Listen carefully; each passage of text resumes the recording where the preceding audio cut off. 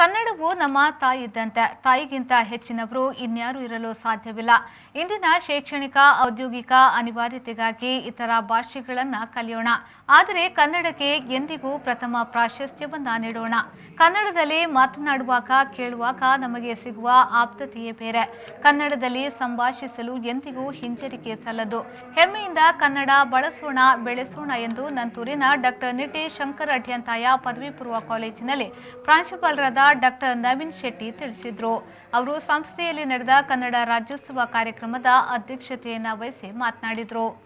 ಅತ್ಯಂತ ಸಂಭ್ರಮದ ಮತ್ತು ಅರ್ಥಪೂರ್ಣ ಕಾರ್ಯಕ್ರಮದಲ್ಲಿ ನಾವೆಲ್ಲರೂ ತೊಡಗಿಸಿಕೊಂಡಿದ್ದೇವೆ.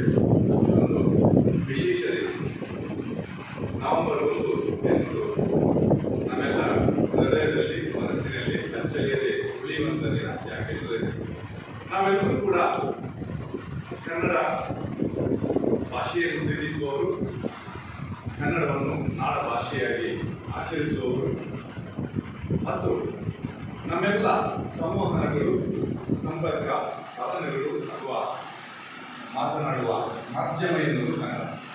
ಕನ್ನಡ ನಾಡುನುಡಿಗಾಗಿ ಸಂಬಂಧಪಟ್ಟ ವಿವಿಧ ಸಾಂಸ್ಕೃತಿಕ ಚಟುವಟಿಕೆಗಳು ವಿದ್ಯಾರ್ಥಿಗಳಿಂದ ಈ ಸಂದರ್ಭ ನೆರವೇರಿದವು.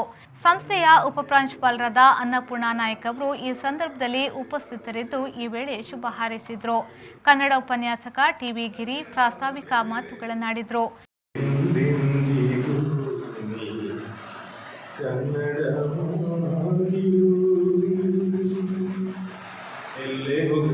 ಎಲ್ಲೇ ಇರು, ಏನೇ ಕಲಿ, ಯಾವುದೇ ಕೋರ್ಸ್ ಮಾಡು, ಕನ್ನಡವೇ ಸತ್ಯ,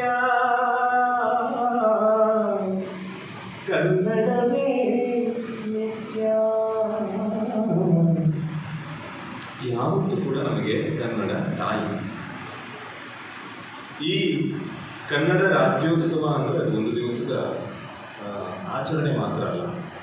ಉಪನ್ಯಾಸಕ ವಿದ್ಯಾಧರ್ ಠಾಕೂರ್ ಸ್ವಾಗತಿಸಿ ಕುಮಾರಿ ಅನಿಶಾ ಜಾಧವ್ ಪ್ರಾರ್ಥನೆಯನ್ನ ನೆರವೇರಿಸಿದ್ರು. ಕುಮಾರಿ ಪ್ರಣೀತಾ ವಂದಿಸಿದ್ರು. ಉಪನ್ಯಾಸಕಿ ಗೀತಾ ಕಾರ್ಯಕ್ರಮವನ್ನ ನಿರೂಪಿಸಿದ್ರು.